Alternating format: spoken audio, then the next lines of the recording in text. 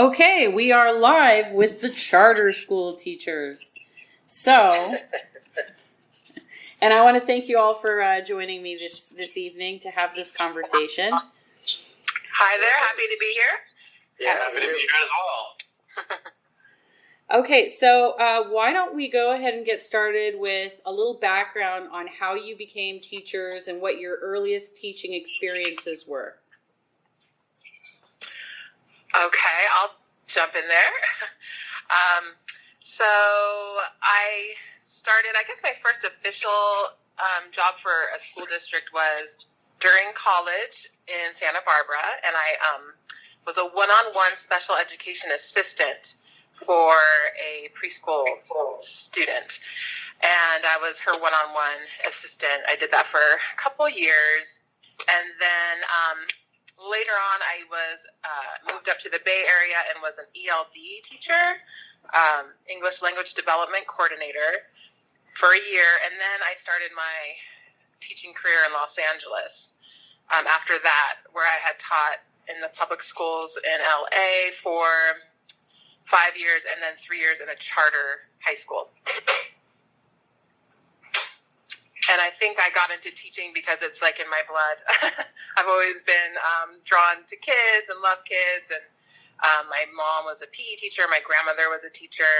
My brother's a teacher. So I think it's kind of just in the genes. Nice. Okay, I'll go next. So I had always wanted to be a teacher, but I knew that it would be difficult to make a living, especially living in Orange County, California. And so I went into sales. Long story short, absolutely hated it and decided to pursue being an administrator for education. The quickest way I could do that and get paid at the same time was via special education, becoming a special education teacher. And so I went that route and absolutely loved it.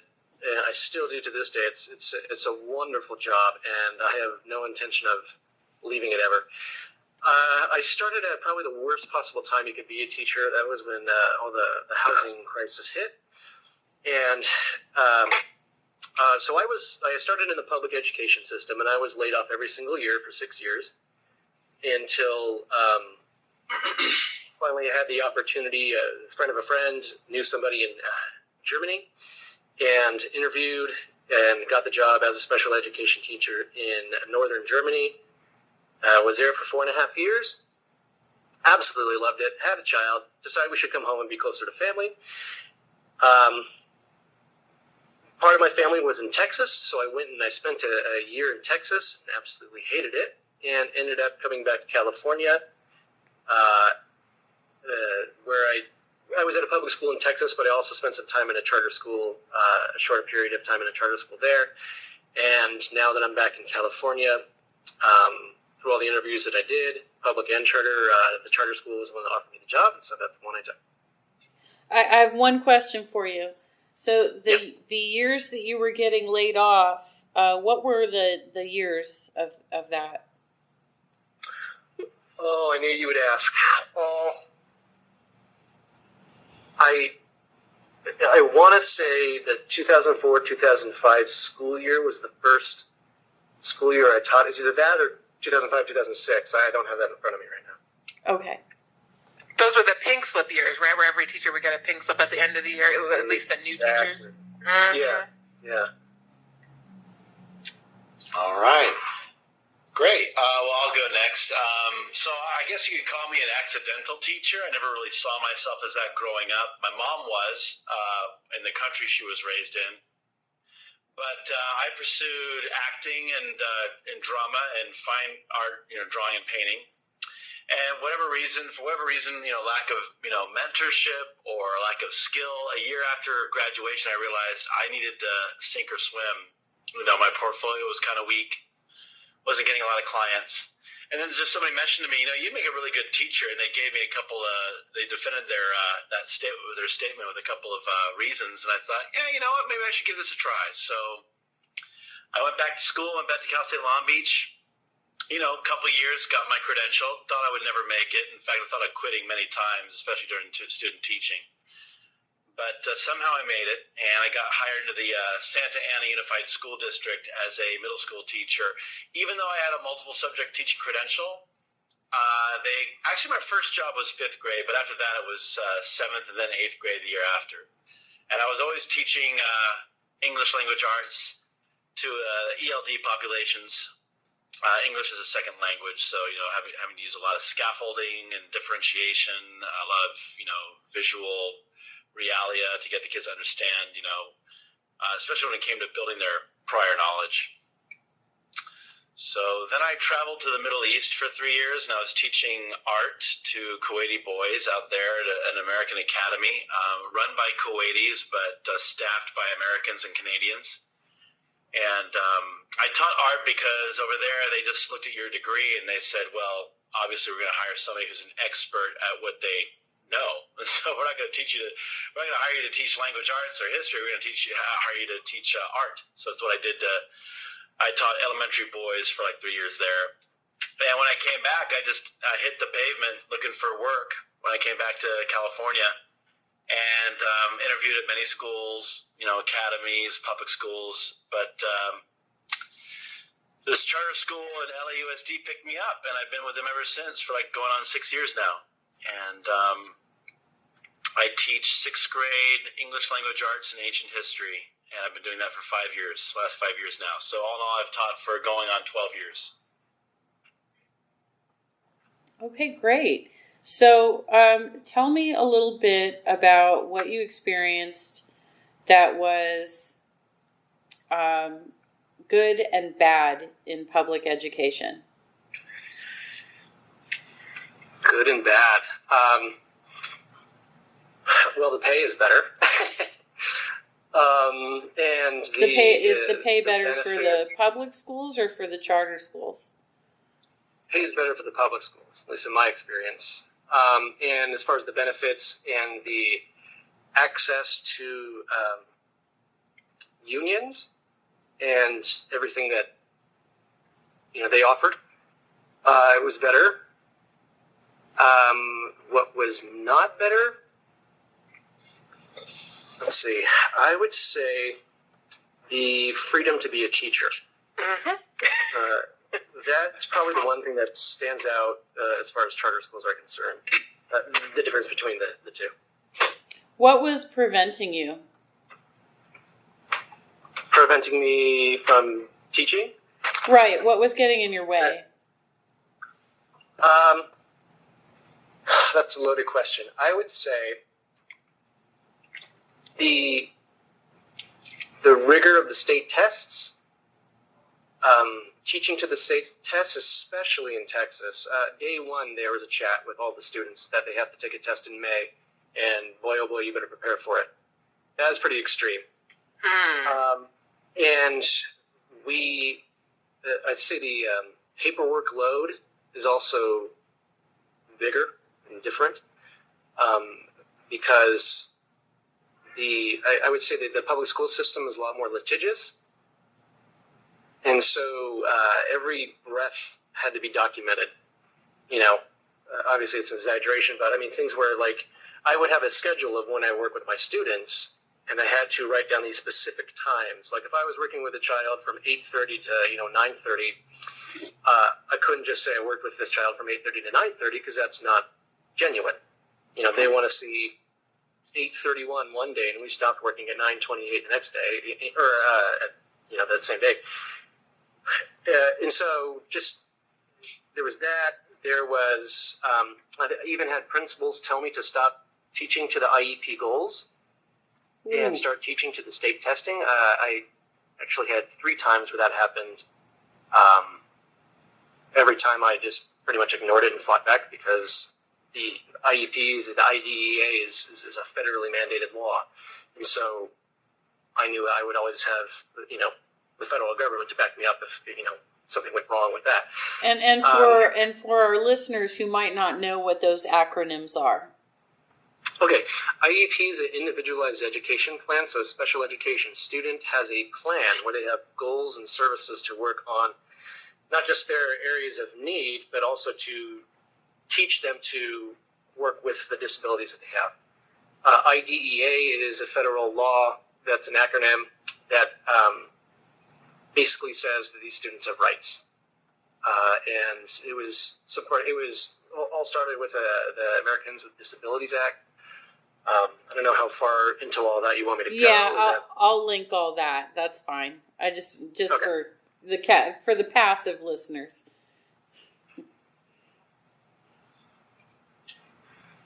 Okay, so was there another question you had? No, I'm sorry. I didn't mean to interrupt your flow. So yeah, I guess as far as the negative aspects of working in the public school system, that would be that.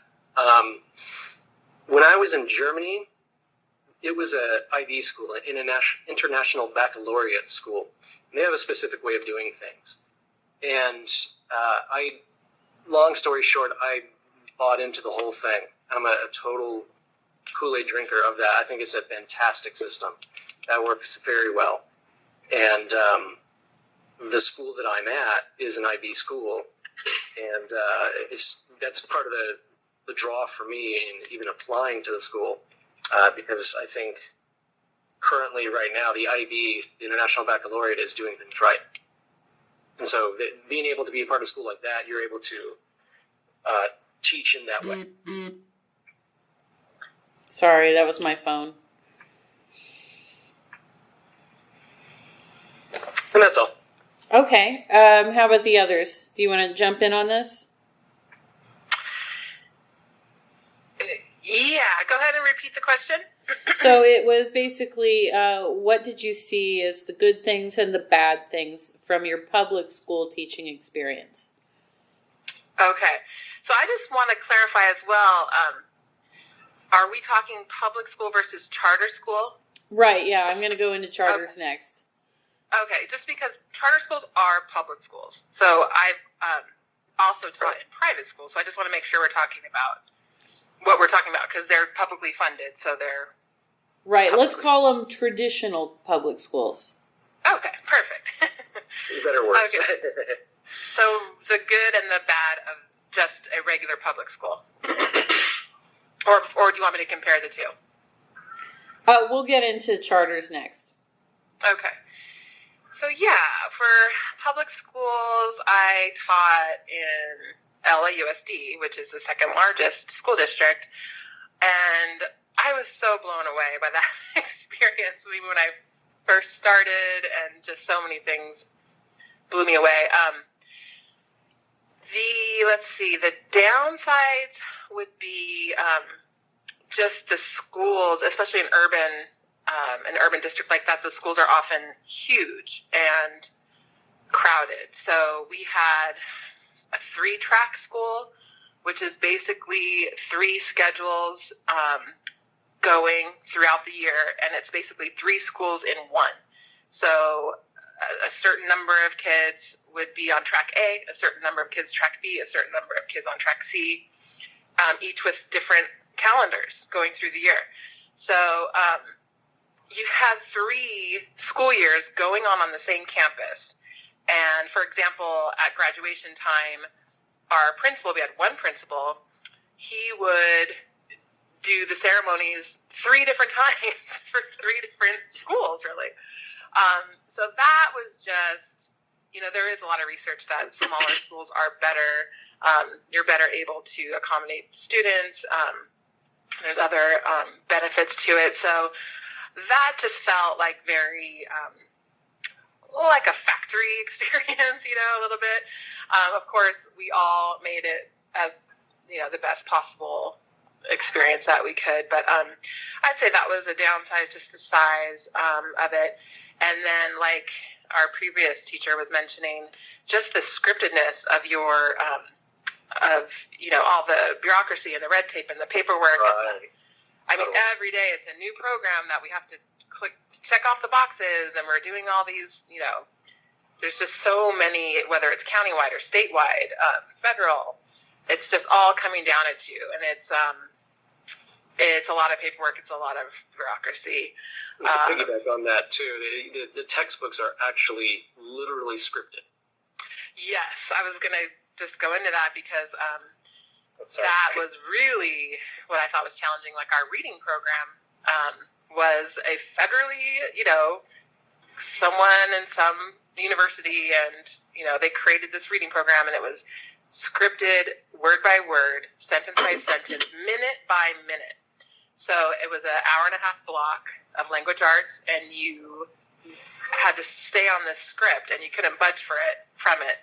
And of course I did budge here and there because I have a background in child development, and I knew developmentally, even making children sit in a chair for, an hour and a half without, any kind of, I would do like little stretch breaks and things like that. But, just the lack of independence and freedom as a credentialed teacher to be able to modify your curriculum, create your curriculum, was very restraining.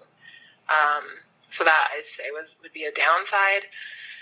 But yeah, just, again, the high numbers of students, it was very sad to me. Like the kids would, especially we had a lot of English language learner students, and the way the kids would be shuffled around at the beginning of the year, they'd just be shuffling the kids around. It was like they couldn't manage, like, even figuring out which kids go in which classroom and which kids need these services, which kids need those services.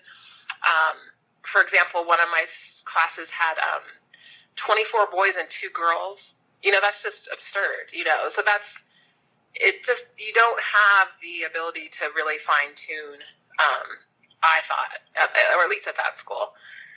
You shouldn't have that much gender, imbalance. But the good things, okay. The good things, especially if I compare it to charter, because I honestly didn't know that they were good until I taught at a charter school. You had school supplies, and you could, order as many school supplies as you needed. That was great, because in charter school, that was not the case.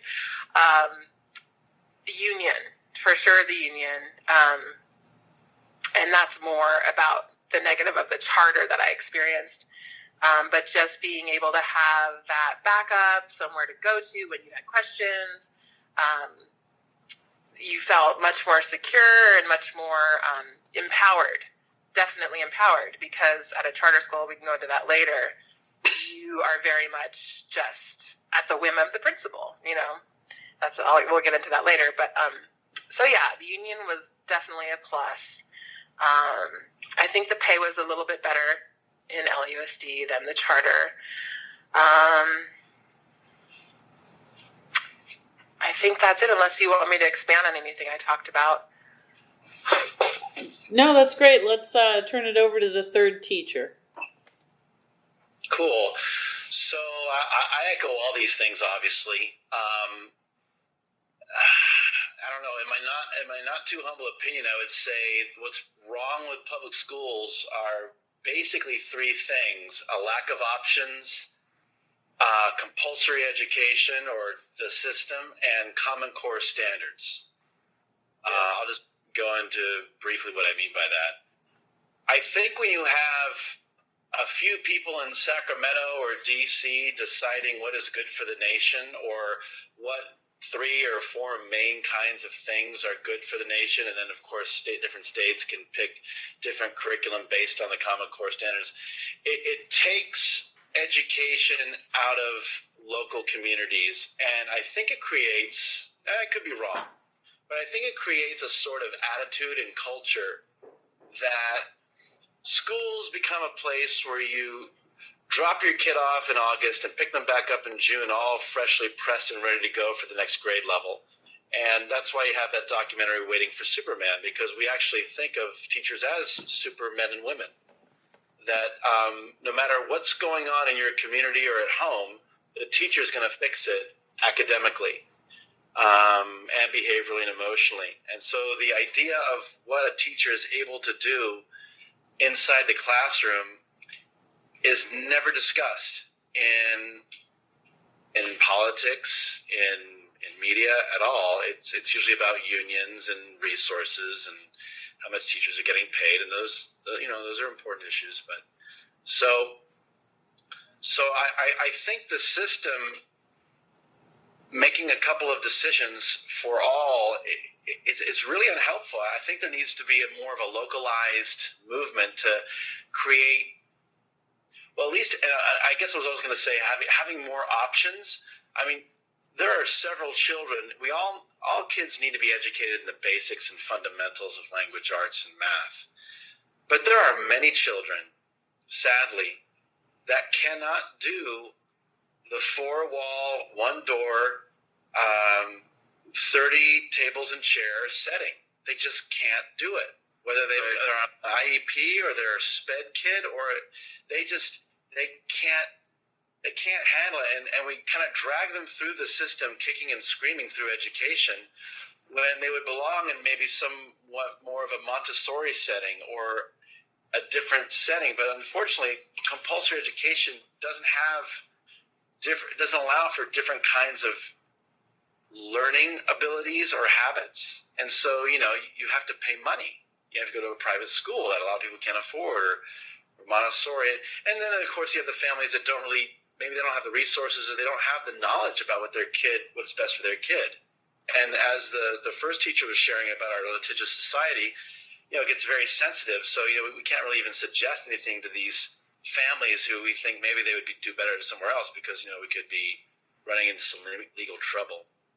So there needs to be more options for kids that still need to learn the basics, but maybe they don't need to be going for school as long during the day, or they're learning a sort of trade at a certain level in middle school because the academic table and chair chalkboard environment is they don't do well there, And then lastly for me, Common Core standards, we need standards. Don't get me wrong.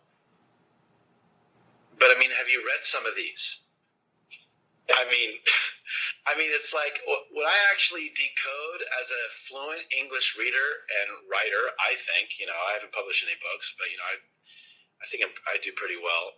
And when I read through these standards, and I finally decode it down to its most basic, salient points, it's a bunch of academic-ese gobbledygook, and I think it's also killing the spirit of learning about life and the human condition through literature. I think if you notice, when these kids get into high school, they're like being assessed about how to fill out medical forms and tax forms. I'm like, what's going on here? And they're getting rid of more and more high schools and middle schools are getting rid of literature. And even like, for example, let's say they're going to read Herman Melville's Moby Dick. Well, in most Common Core curriculums, what you actually find is they're not actually reading that story. They're reading the last chapter. And then they're like, there's a quick little blurb story about, whale hunting in Indochina. And then it's like, so let's say if they want to read that book later on in life and for enjoyment, they're not going to want to read it now. They know the end. So I think Common Core is killing literature and it's killing story. It's a sad thing. I do like the pay, like all day, every day. But for me, that's about it. Thanks for listening. So is Common Core required for traditional public schools, but not for charter schools? No. Well, it's required for all schools considered public schools. And Common Core, with No Child Left Behind, all this legislation. In my opinion, the idea of it is ideally a good idea, but with Common Core, they don't tell teachers how to do it, nor do they give them the freedom to do what they've trained as professionals to do.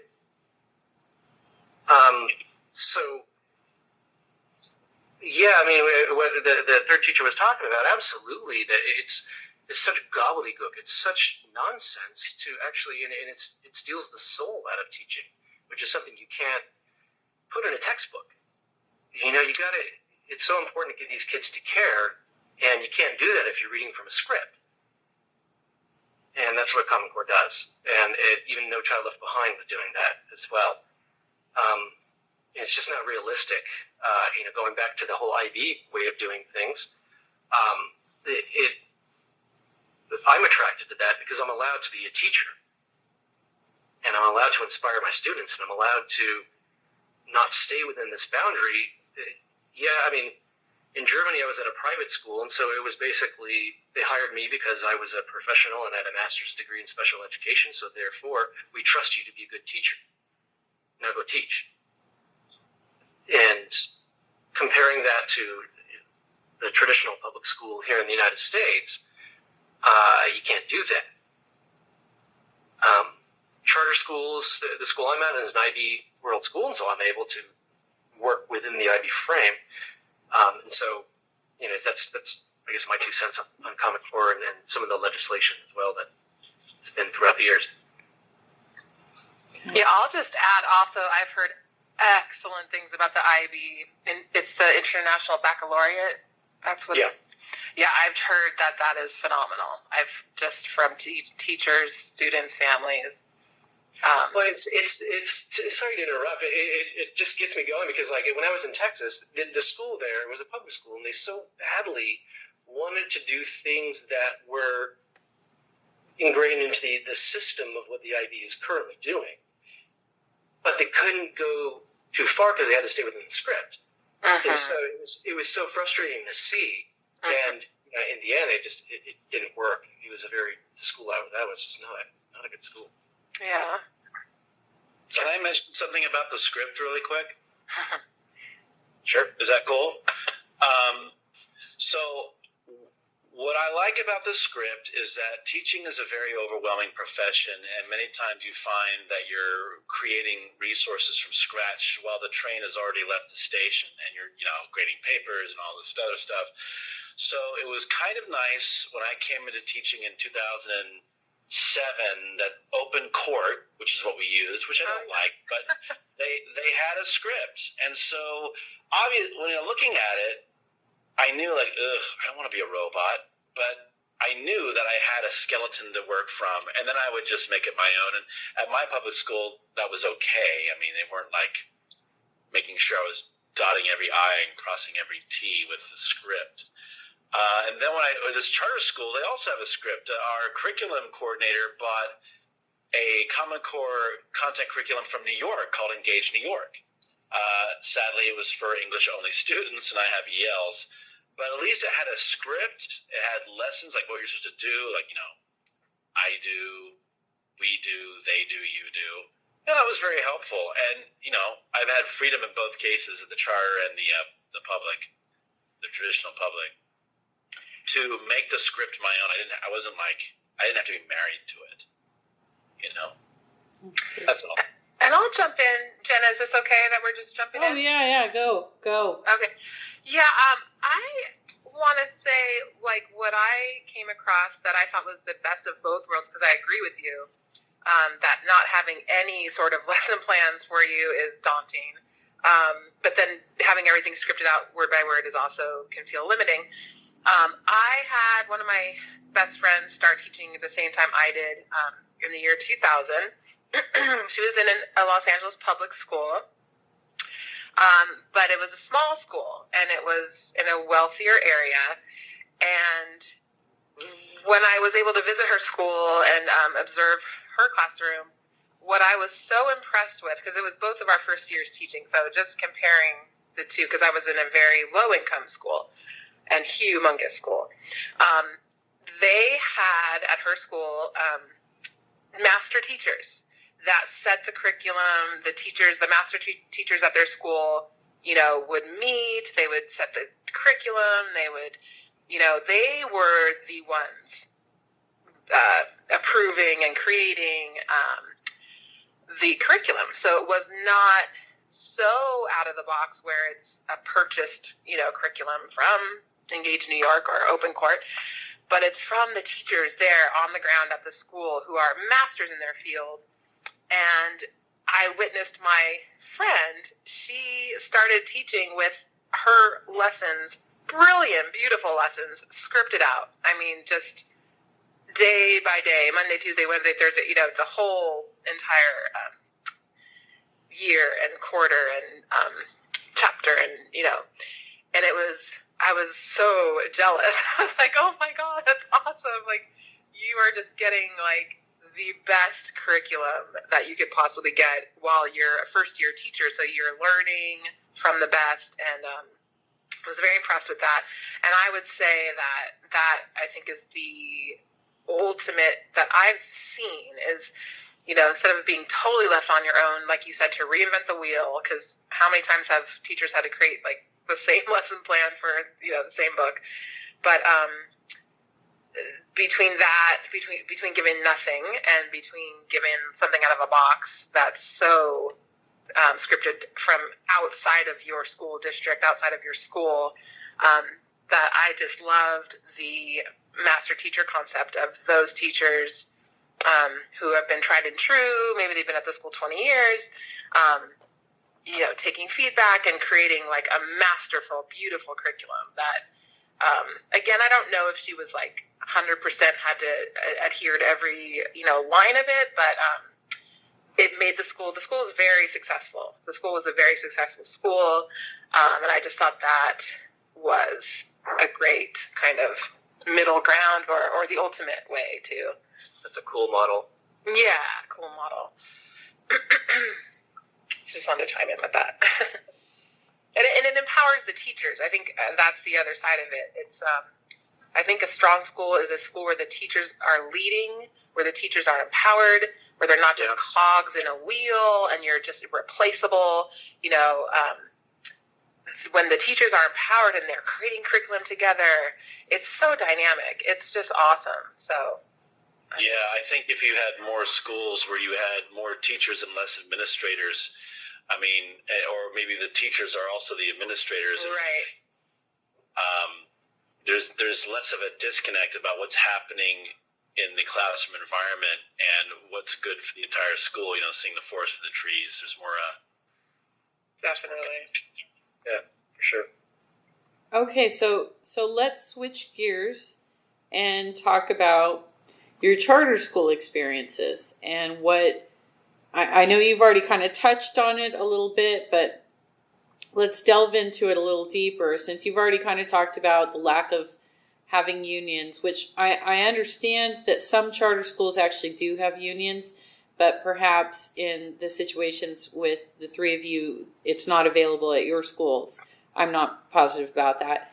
But let's talk about what you really, and like I said, you've already touched on it, but what you really like about the charter schools, and what have been some obstacles or struggles for you.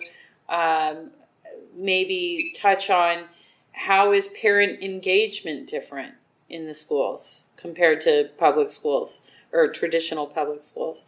What is the aptitude difference?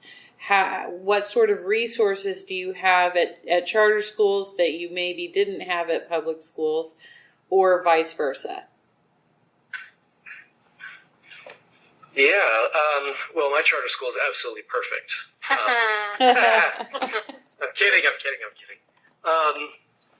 Well, at my school, so some of the things that we have a lot of technology that would be definitely different than the public school settings that I have been in, which is one of the main things of Common Core is integrating all that technology, and it's hard to do when you have like one classroom computer. I seem to, the school I'm at, I've only been there a year, and so I seem to have more supplies available to me in comparison to the traditional public school where I had to buy all my supplies for myself and for the kids. The positive side of it is, like I've already said before, and I won't go further into it, but it gives you the freedom to teach and be a teacher. So that's certainly very positive.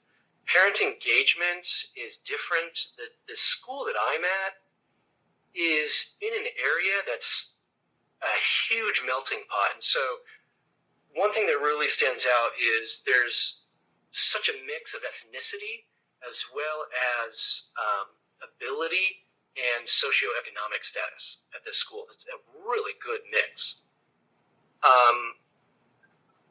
And it's interesting to see. I would say that the parent involvement is not the same as any public school I've been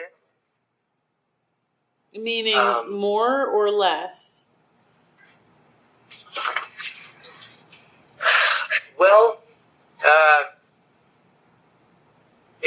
that's hard to pinpoint because it is such a mix. I would say the middle class families typically are the most involved.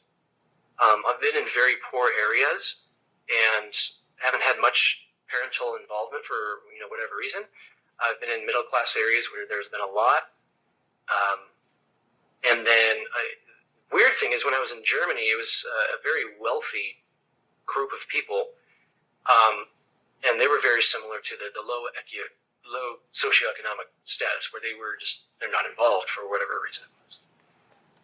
So my school is probably made up more with middle class people, but I'm just trying to think of other examples. Right now I'm teaching ESY, which is summer school for students that have severe disabilities, and I would say it's at least about 70-80% for Hispanic students, and their parents are involved. They walk them to school every day. They ask if they could stick around and help out and volunteer. So that's cool. Does that answer parent involvement for you? Yes, and I do have, since you're this special ed teacher, I do have a question about resources. Does your school provide full resources in regards to speech therapy, any sort of need that they would have for an IEP, any possible accommodation, Section 504 or otherwise? Are they capable of providing all that? Absolutely. We have speech pathologists, an OT, occupational therapist, adaptive physical education. We have a physical education physical therapist come out for a student. We have audiologists. We have 2 deaf students on our campus. So we have audiologists that come out, optometrists that's involved with the school. Anything that's ever been on any IEP that I've seen, we have access to. Okay, and so they have the regular eye checks and hearing checks that traditional public schools do. Yeah. Okay, is that true Yeah, for the other 2 teachers as well, that you have all of the resources that you need to accommodate IEP and Section 504 students? affirmative, you bet. All the way. Yeah, I felt in the public school that I taught, very, very thorough for special education. And in the charter school, we had a great, we have one special education sort of coordinator that would work with all the teachers, making sure that they're, all the modifications that were followed up on. So yeah, I was pretty impressed with both in that regard. Yeah, me too. Okay, great. So I didn't mean to interrupt the flow, so let's continue with the pros and cons. Teacher 1, do you have more to add? I think that's about it. Did I miss any areas? I might have forgotten the question. No, but I'm sure I'll circle back with more. Okay, I'm sure I'll just interrupt everybody on this call. Anyways, It's all good. go ahead, everyone else. So I'm done. Go ahead. Teacher 2. Is that me? Yes, that's you. Okay. Your book ended. So charter school, pro and con. The pro is definitely the curriculum freedom. I was actually going to step out of the teaching profession after the 5 years at LUSD. I was more going towards the nonprofit world, and I met a teacher at a environmental conference, and she taught at this specific high school, charter high school, and she just basically told me that I'm going to be teaching at this school. I have to come teach at this school. And it was and is an amazing school. It's it's focused. It's an environmentally focused school. And the curriculum, the teachers, it's all about the teachers. They're young, dynamic, so passionate, so committed. The curriculum is very, very cutting edge. There's service learning projects. There's interdisciplinary learning. We had a unit in the middle of the year where all the different subjects, the teachers, like all the 10th grade teachers and all the different subjects, we would create one massive unit where all of our units were intertwined under one larger theme. And just what you were able to do like that was phenomenal, just heads and above what you can do in a traditional school, public school. So, and we were also focused on outdoor education. So we took each year in the high school, each year a group of students would go on a outdoor education trip, whether it's to Catalina, to Joshua Tree, camping, rock climbing, backpacking.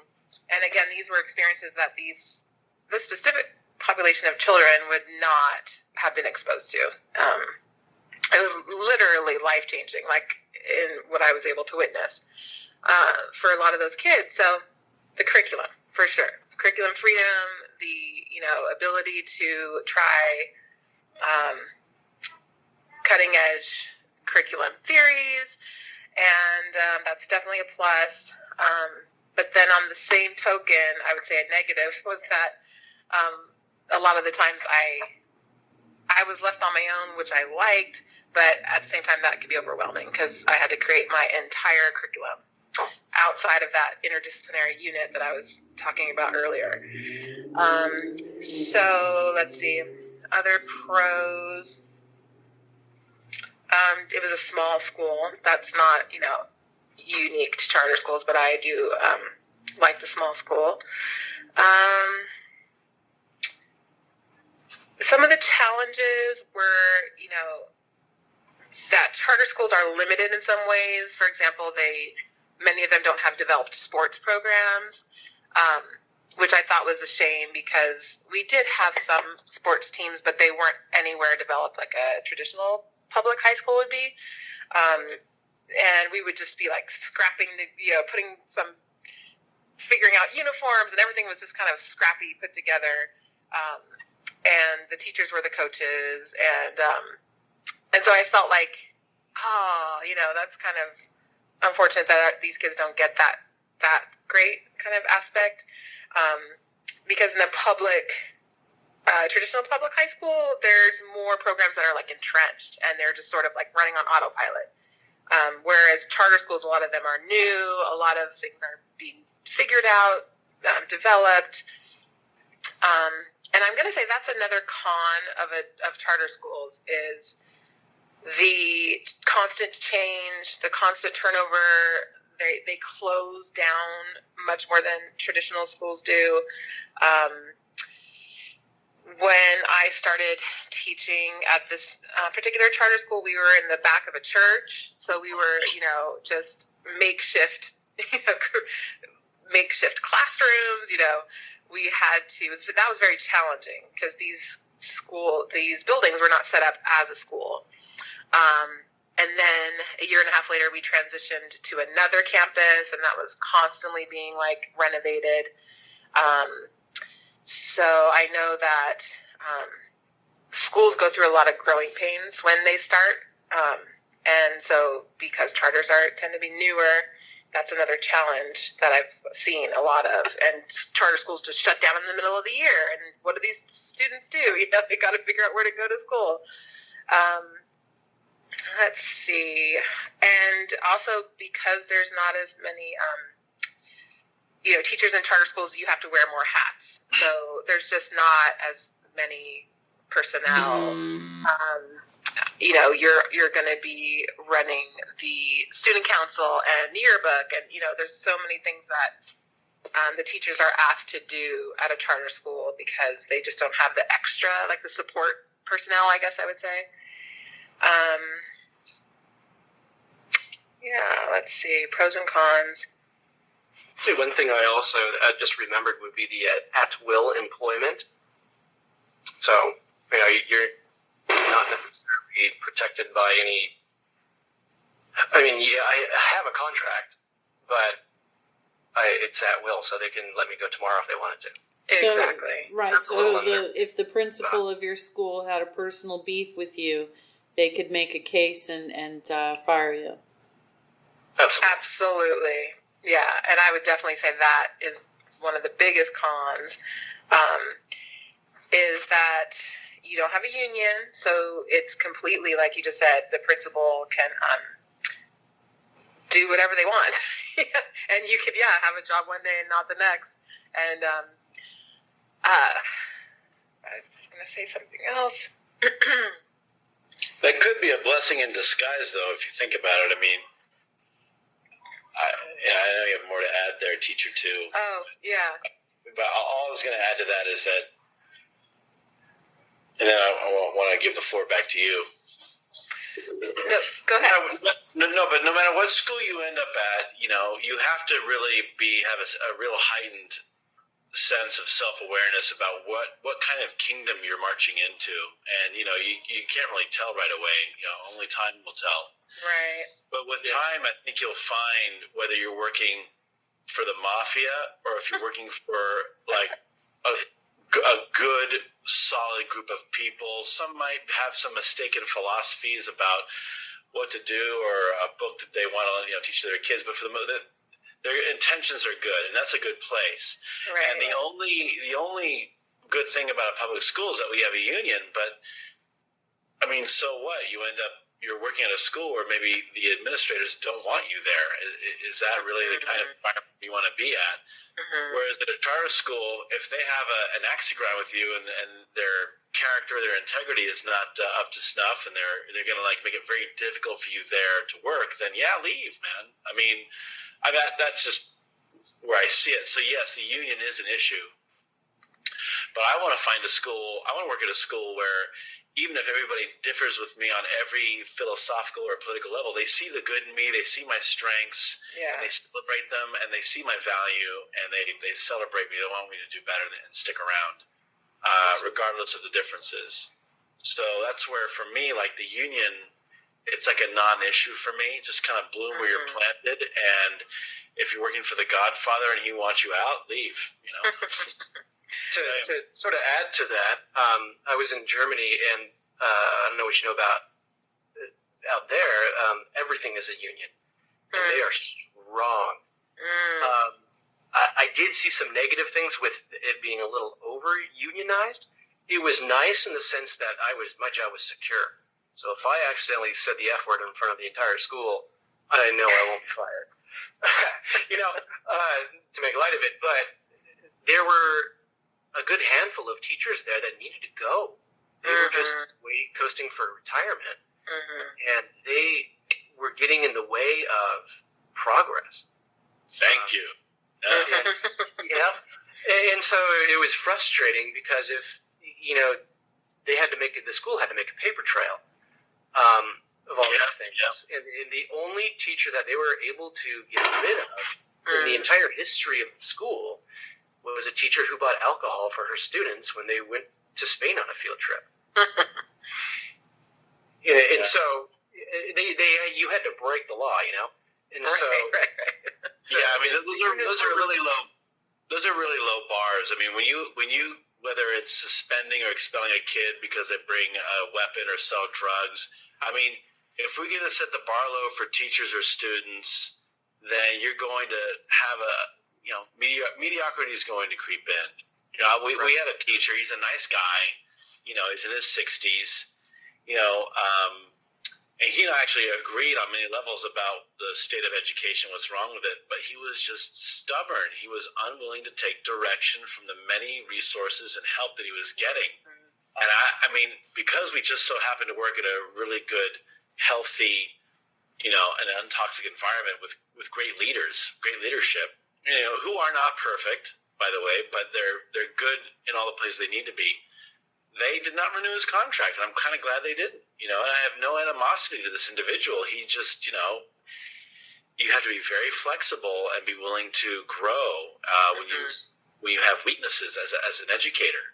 And I think you really touch on a good point there too. It really, the administrator really makes the school, whether it's public, private, charter, whatever. Absolutely. I was in a public school up in Orange County, and the principal was the best principal I've ever worked for. And I would love to work for him any day. I don't care what school it's at. He's fantastic. Right. And that really makes it.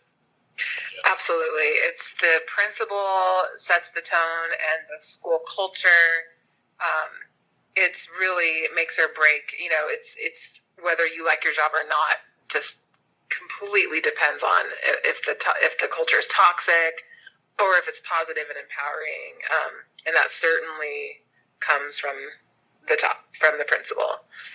Right. I mean, if you've got good leadership and a good school culture with staff, not just students, but with staff, then there'll be a union in a public school setting, but who cares?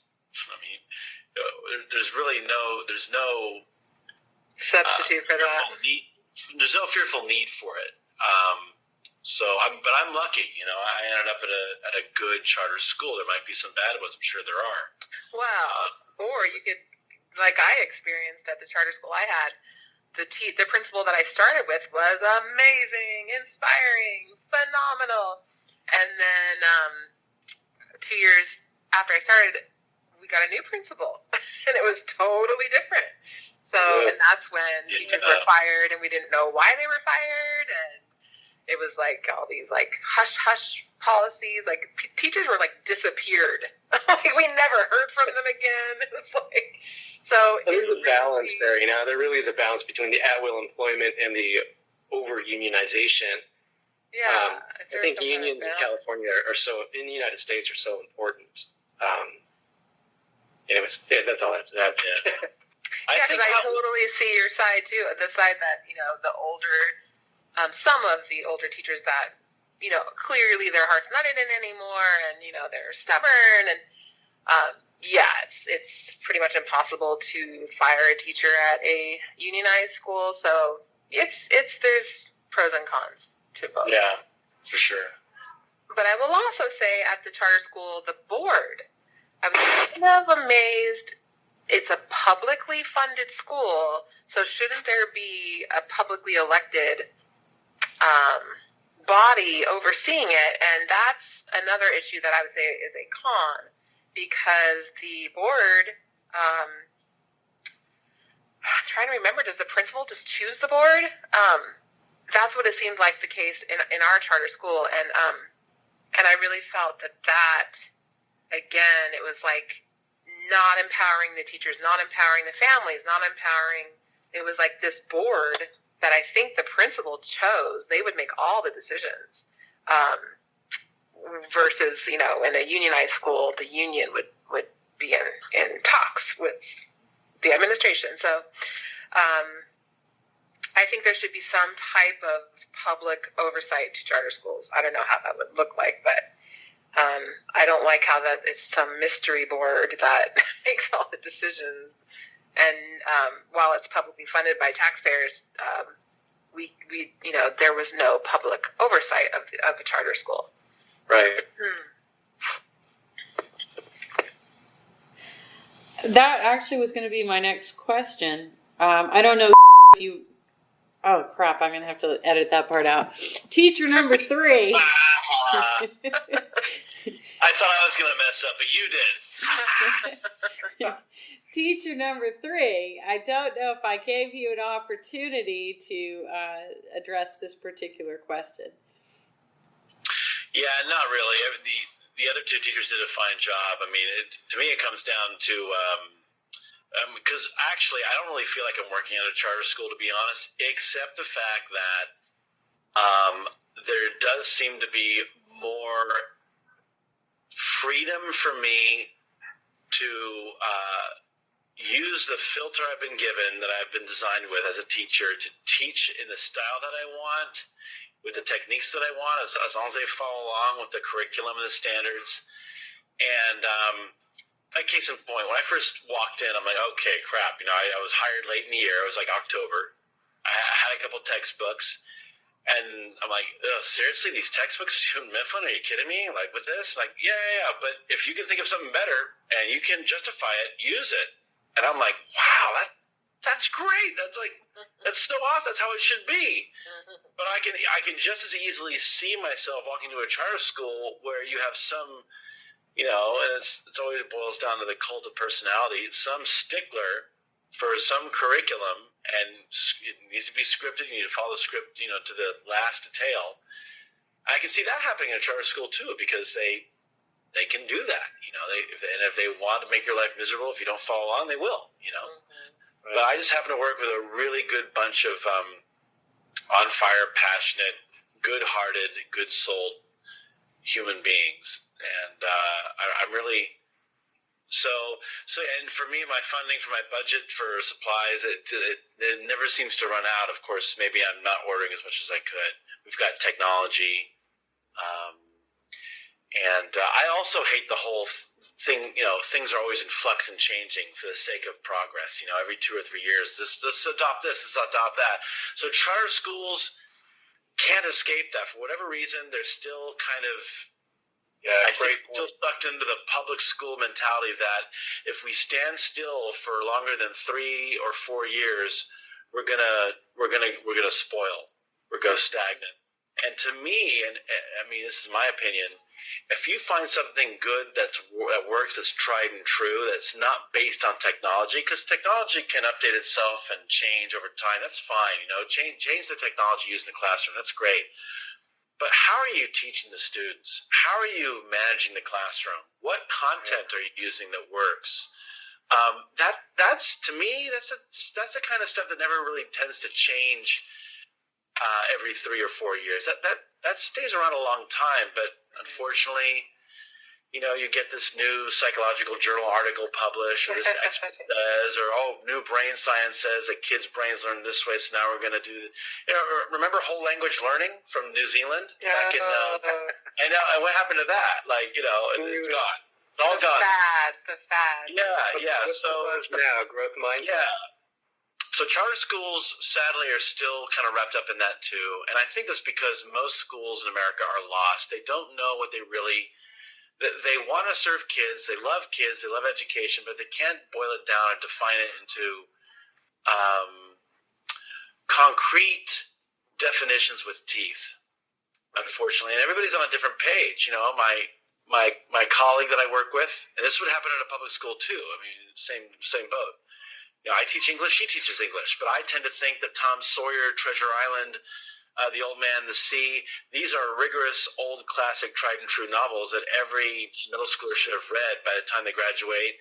And she thinks they're too old. She thinks, Holes, The Candy Makers, City of Ember, if it's new, it's good. So schools unfortunately need to be on the same page, and they should hire teachers that have the same mission statement or worldview.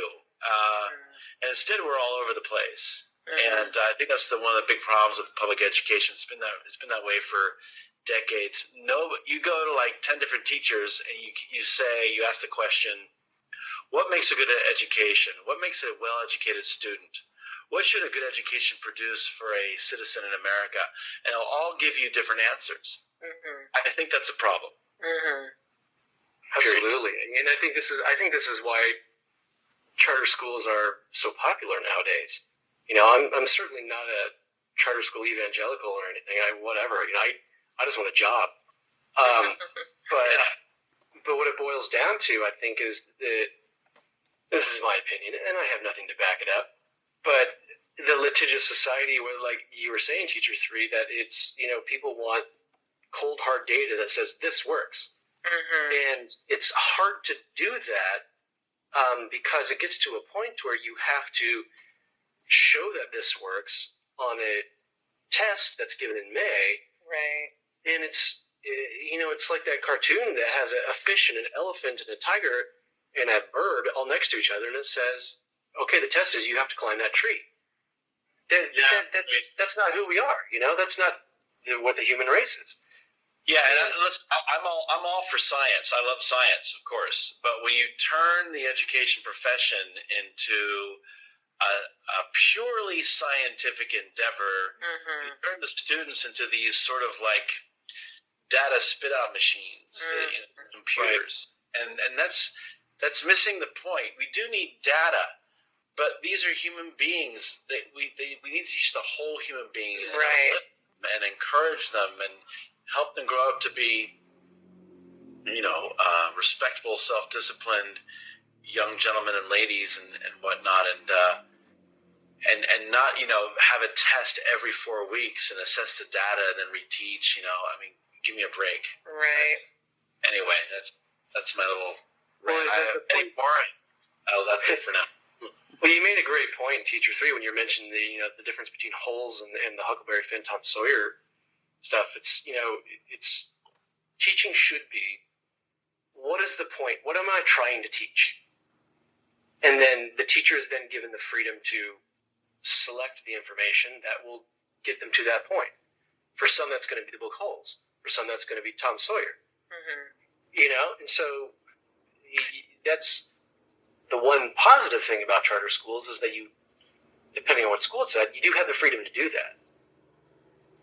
Yeah, and I guess in a way it's nice because each teacher is going to have their own flavor, and as long as they're adhering and covering the standards, which is why standards are so important because we know what we're required to cover.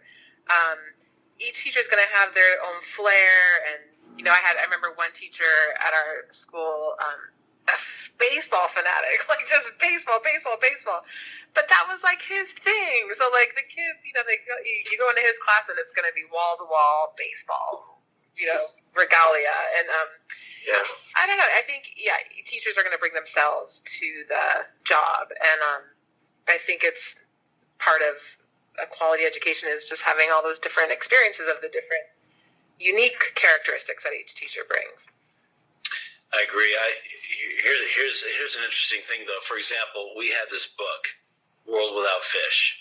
It's a book about if global warming and overfishing are left unchecked, all the fishes in the ocean will be gone. And so, great theme. Obviously, we want our next generations to be better stewards of the world. However, it's a really dull book, and the kids hate it. They love the pictures at first. There's a great illustrator that illustrates this book, but it's horrible. The guy who wrote this book has a great heart for the world, but he can't reach a kid. So I'm teaching this book for 4 years. We're finally dumping it. Thank God. Right. And again, I'm not anti-environment, but it's just a bad book, and I've got kids in my room. What am I going to do? So me and my coworker have to choose a book. But my coworker and I are, philosophically, we are on completely different pages when it comes to what is good for children, and that's okay. I don't mind. Like I roll the punches. I usually concede more than I stand my ground and go, no, this book or nothing. So I asked my boss, I go, because I work at a charter school, I go, hey, would it be okay if she came up with her book and I came up with my book and we could defend our reasons for why we're choosing this book, and we adhere to the standards and it's covering, the objectives that we need to cover. Can we teach different books? And my boss said, no, you can't because of equity. Oh.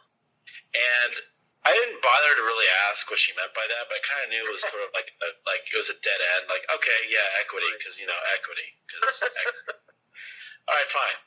So what's going to end up happening is that I'm not going to be able to teach the classics I think the kids need, which are like the vegetables of literacy, and we'll probably end up with a really modern book that Anyway, I'm trying to keep an open attitude about it, but. Another point too is that you're passionate about those books, and so much about teaching is if the kids can see what your passion is, they totally buy into it. Yeah, I agree. Yeah, unfortunately, so I have to fake the passion for whatever book. No. You have acting experience. I have full confidence in your ability to fake that, though. I mean, you are. Yeah, no, I know. Hey, man, I got that skill. So you're right. You're right. Gosh, I can relate to that in terms of I was a 10th grade English teacher, and I was constantly conflicted of wanting them to get these classics. I'm like, they have to read this, they have to, and then wanting to get especially the culturally diverse and the ethnically diverse writers in there, and it was like I never felt like I could get it all in there. It's such a balancing act. Okay, so I have another question. I'm going to transition the conversation. So my next question is more about organizational structure and whether you are just a part of your district, or you have you're part of a chain, or you're part of a nonprofit, or what it looks like at your school. How is it structured?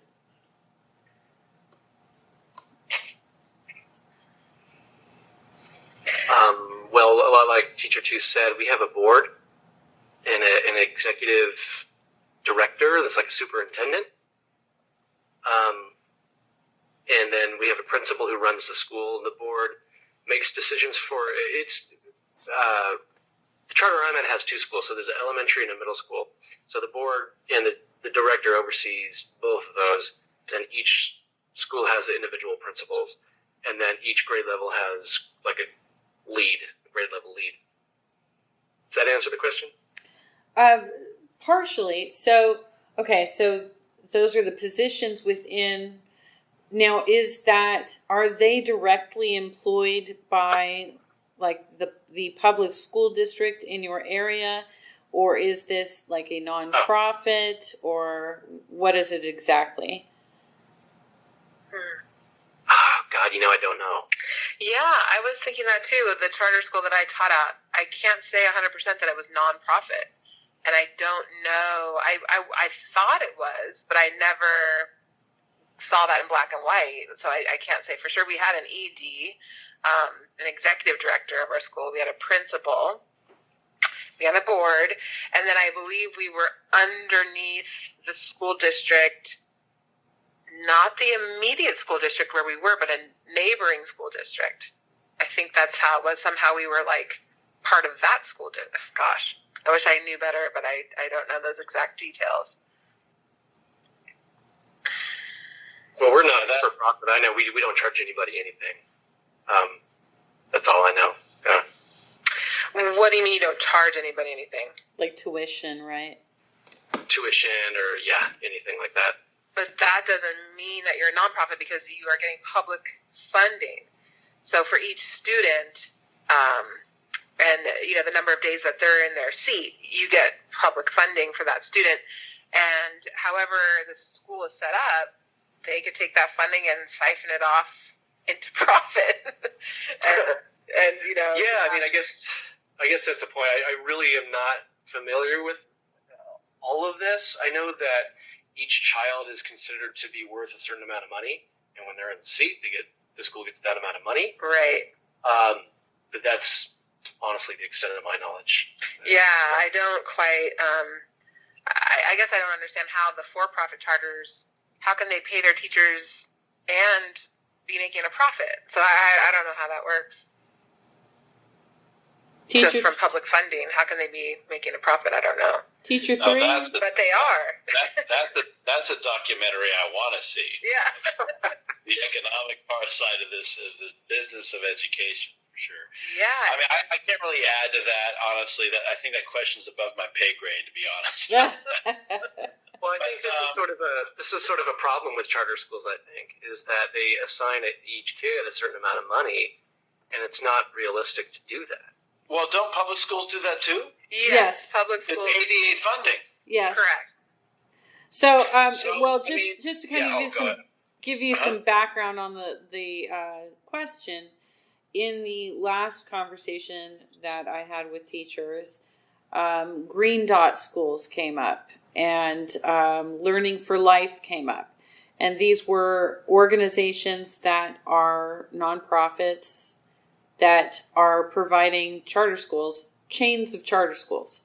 And Green Dot has been taking over LAUSD campuses. Right. I am very familiar with Green Dot as one of the better models, because they are unionized.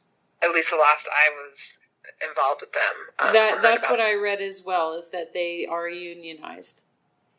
And I believe nonprofit, for sure nonprofit, I think. Yeah, I've definitely, I have a friend who worked for them and became a principal at a Green Dot school.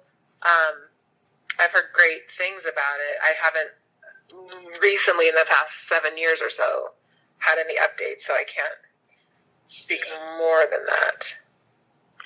Okay, but Yeah, so in the cases of the three of you, though, you are not positive whether there is a separate organization that is managing your schools.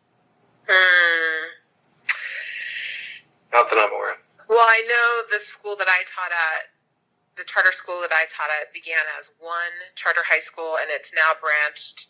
I think it added 2 middle schools to it. So that organization is managing the 3 schools. What organization is that? Environmental Charter Schools, Oh, okay. based out of Lawndale. Got it. Okay, I know so we have a board of trustees, but I also know that LEOSD gives us permission to teach on their property. And if every 5 years, when we're up for evaluation, if it shows that, you know, our test scores in April or May are not up to snuff, in fact, our boss just told us this last year, they're not renewing our contract. So we'll have to shut down as a school. If they're, we're in the area that we're in South Central, we're the best. But In terms of test scores? yeah, as far as the other charter schools in the area and the public schools actually, but they're not high enough. And as a buddy once, you know, would like to quote, you know, 5 degrees higher than crap is still crap. So. So teacher 3, are you co-located on a campus with with a traditional public school, or do you have the entire campus? Oh, that's what that word means. So yeah, I was like, what does that word mean? Yeah. What I'm finding is that most charter schools cannot build their own physical structures. They cannot be in a building of their own making. They have to inherit a site already. And it's funny, there's this one school in Southgate that was renovating, and they knew there were a couple charter schools that were setting their eyes on the property, and they just tore the place apart. They did not want that charter school there. So yeah, I'm in a building right now that shares. It's called the Janet Lane Learning Center, but the entire building houses 3 schools, including mine, and of course we're not affiliated with the other schools that are there, and they're middle schools that are. They've got like an arts and domestic arts like emphasis. You know, there's like sewing and horticulture and stuff, but also like, you know, language arts and history and math and all that stuff. Those are 2 different charter schools on your same campus? No. These, well, ooh, ouch. I don't know the answer to that. I have to look that up. I'm not sure. I think they're public schools though. And you guys share a campus? Oh yeah, it's very hairy about when lunch is going to be and where the kids have to go. Yeah, it's a big building, and we're on one end, and there's a green part which we're in. There's a yellow part and a purple part. And they're 3 separate schools. Oh wow. Okay, that's interesting. Crazy. Yeah, so which means each school is very small, right? Yeah. So,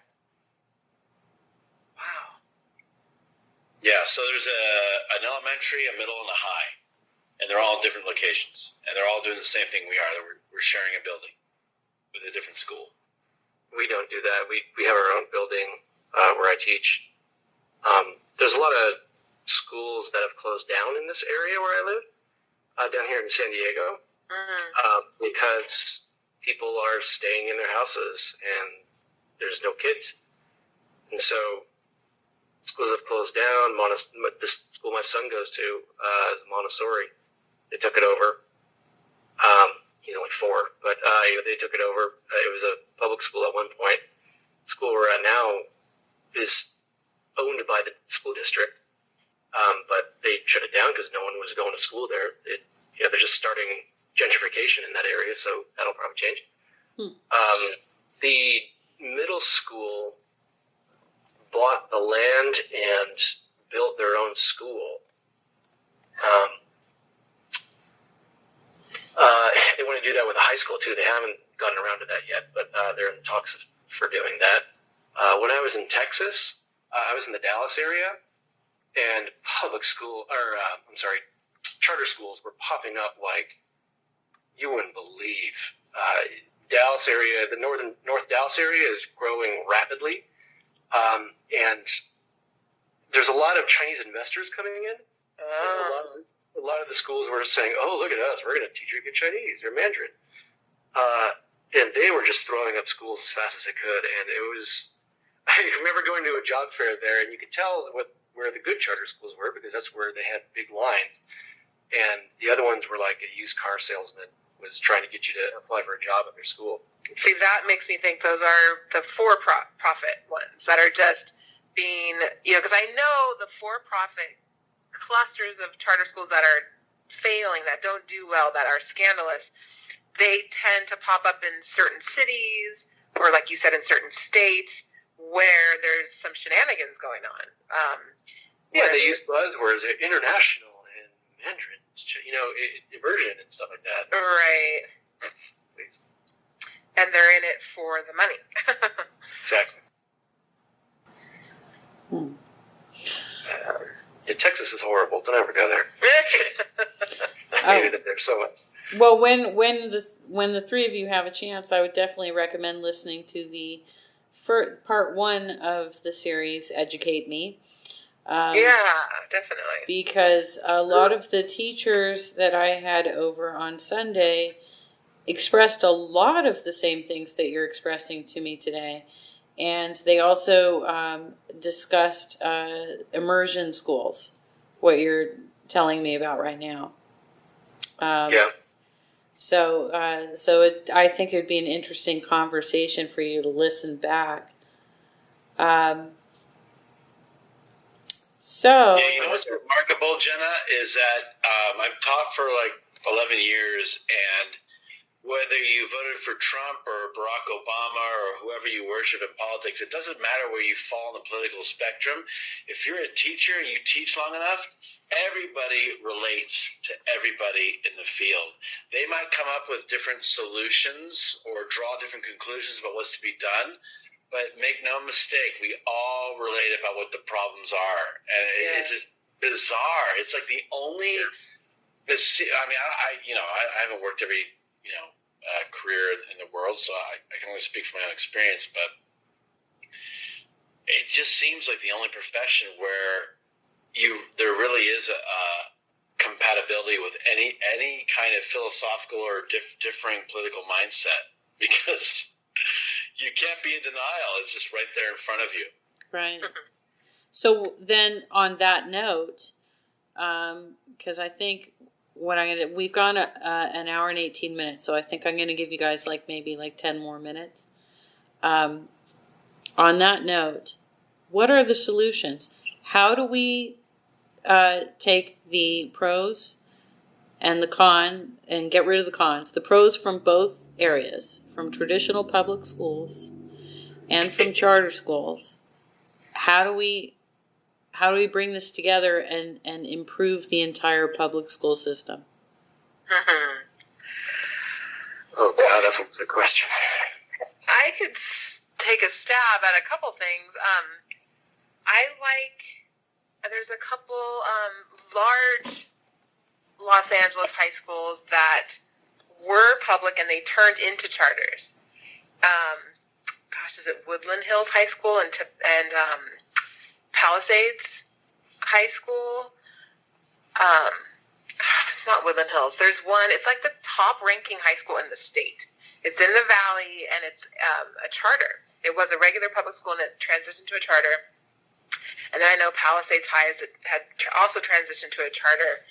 And I think that's cool because they have the structure and the stability that came from being a long-time public school. But then they transitioned to charter, which gives them more freedom, more flexibility, and it kind of seems to be working, from what I can tell. I also like the idea of magnet schools, which are not specifically charter, but they're schools that are devoted to a certain topic, whether it's science or art, and an art magnet or a dance magnet or a business magnet school. Again, you avoid some of the problems of charters, but you can still kind of do something different than just the pure cookie cutter school. Exactly. And then I think solution-wise, I was involved with an online nonprofit. I helped them get accredited. They are now accredited. But they started out just as an online nonprofit. They took K through 12 education and put them on electronic flashcards.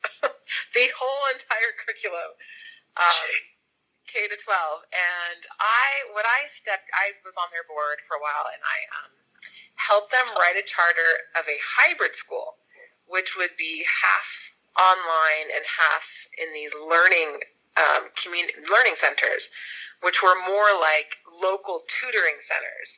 So the kids, a couple days a week would go to these tutoring centers, so it was a hybrid model where they were at home online, but then they also had the social interaction at the learning centers, and then a lot of it was experiential learning. They would do field trips and get credit for, so let's say they wanted to learn about surfing, they could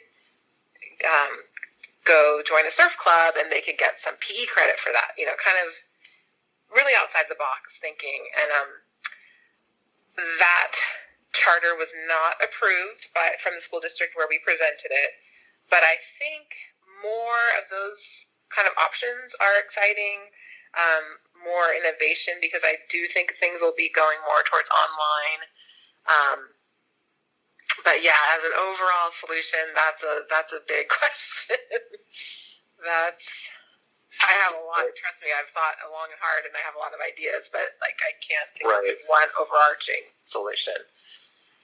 Right. Again, going back to the IB, I really like the way they do things.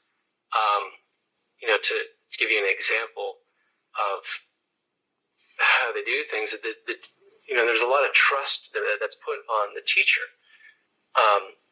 And one of the projects we did in fourth grade was teaching about immigration. And what the teachers did, is that they turned the entire fourth grade into Ellis Island.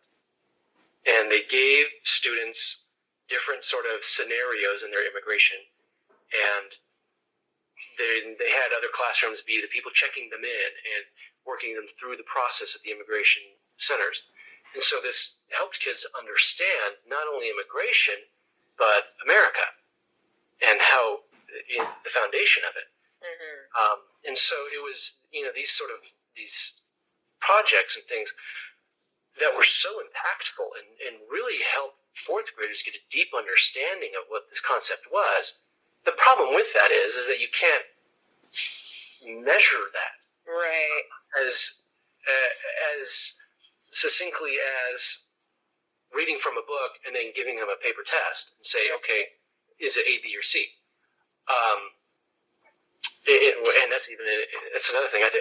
What it all boils down to, I think, is that we really want to see in our society cold, concrete, hard facts. Right. Did my child improved 4 percentage points this year, or whatever. And that really binds teachers and binds schools, and give them the freedom to do their jobs that they're trained to do. Right. I have a master's degree, and I've been doing this over 12 years. I know a thing or two about working with special needs kids. I don't know everything, but I can't do what I want to do sometimes because I'm sort of hamstrung by that. The idea of homework has been researched over and over, and there's so much coming out now that says homework is a waste of time.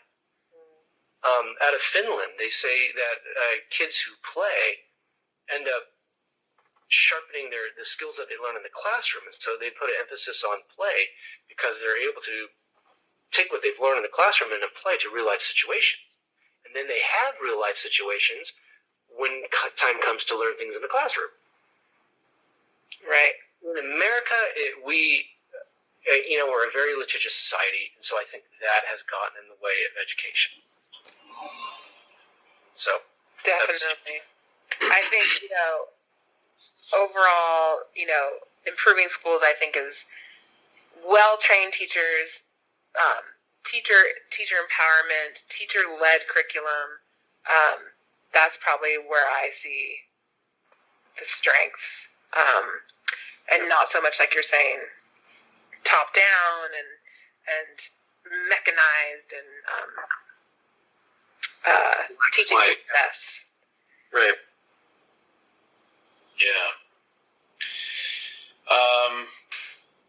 A student is not a car. I mean, the kid is not just some computer that spits out information. Right. A human being. So this emphasis, this enslaved emphasis on data, in the name of science. And look, man, I'm not anti-science, but it's like you're missing the picture if you think that human beings just spit out information and that proves something. Right. So for me, I think my answers about what the solution is are very disappointing because they're not really detailed in their utility. I think as teachers we spend so much time in the forest looking at the trees to see what kind of bark is on the oak and the willow and all this, so we don't have time to stand back philosophically and kind of gaze at our navel and think what to do about the state of our nation and see the forest for the trees. Now, I like doing that. I think about it constantly because it fascinates me. I'm just weird that way. But I can't give you a specific step-by-step solution that's going to solve this problem. But what would work is a discussion and a culture, a sea change in culture that would be open to the idea that perhaps maybe communities should be held more. I don't know how to do this, but communities should be held more responsible for what's happening at the schools they're taking their kids to. Because again, expecting Superman to change things in the classroom, it's not working. And so we talk about unions, and we talk about teachers' wages, and we talk about not enough technology in the classroom. And it's like, that's like icing on the cake. That's peripheral stuff. Right. If a kid is not surrounded by literacy and seeing literacy modeled by the nucleus of his life, which are his family members, and the only time he gets to practice literacy, really rigorous literacy, is anywhere between 50 to 100 minutes a day, because he's going to other classrooms, and he's learning science and math, but literacy is not really that much emphasized there as much. I mean, what do you expect?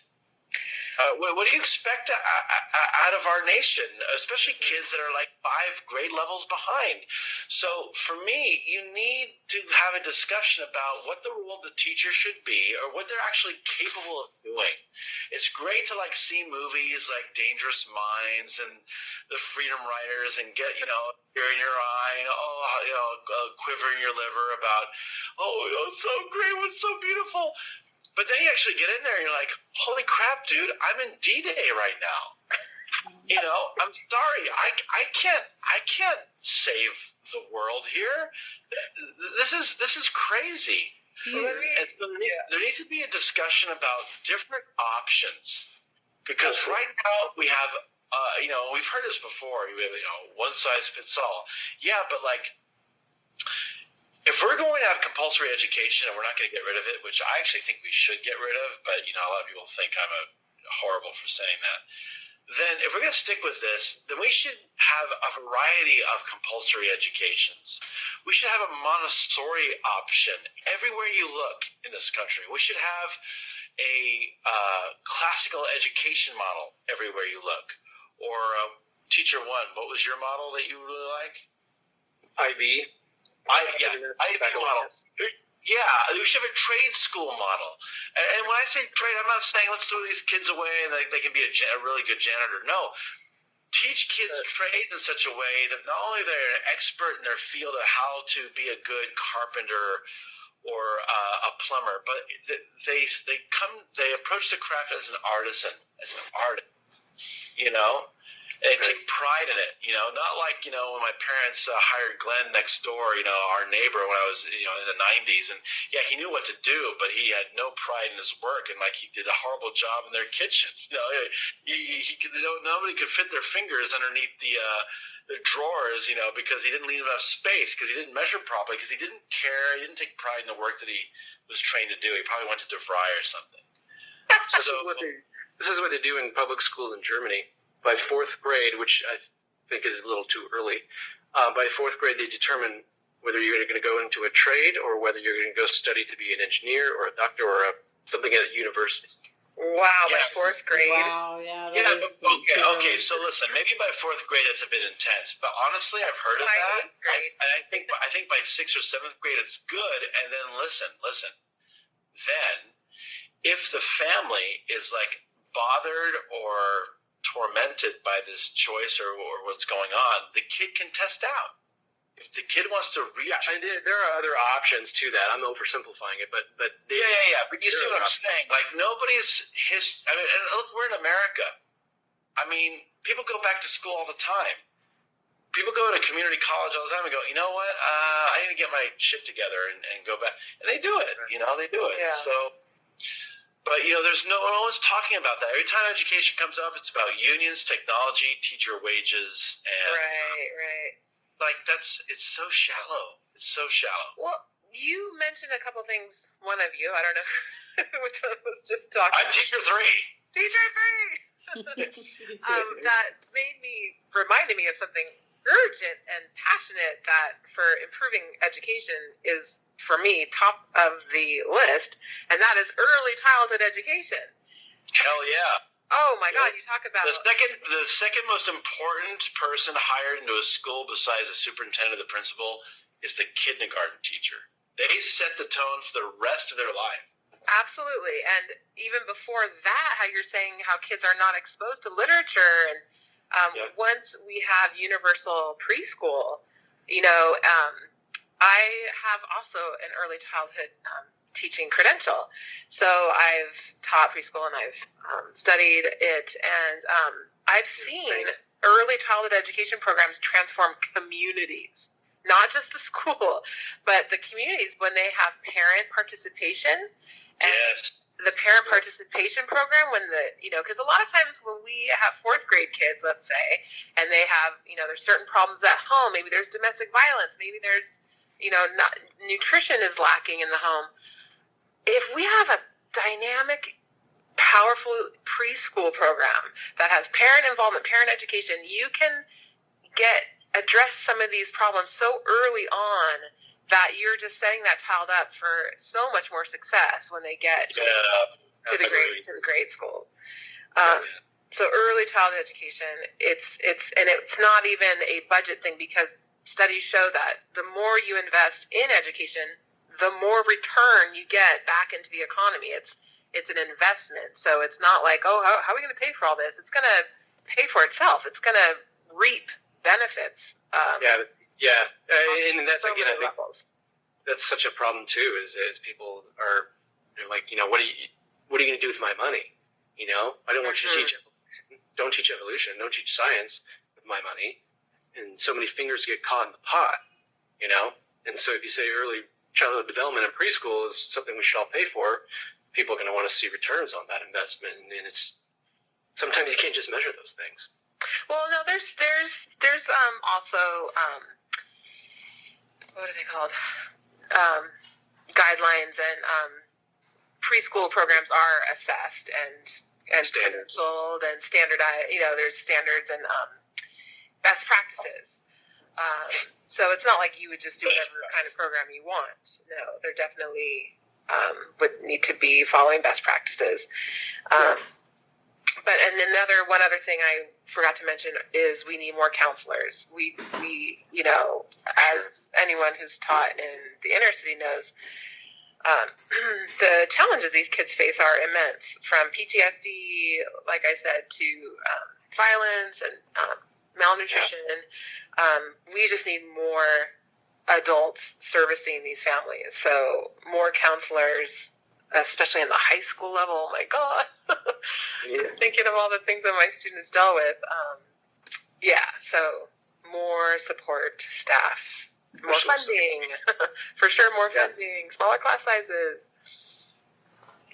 Okay, well, with that, I'm going to have to wrap it up, and I want to thank all three of you for having this conversation with me. You gave me a lot of information and a lot of research homework. So I really appreciate it. Yeah, it was our pleasure. Thank you. Thank you. Yeah, I appreciate all of you guys. Thank you. Yeah, you guys were great. I learned a lot from you both. I really enjoyed it. Okay. Cool. So the recording ends now.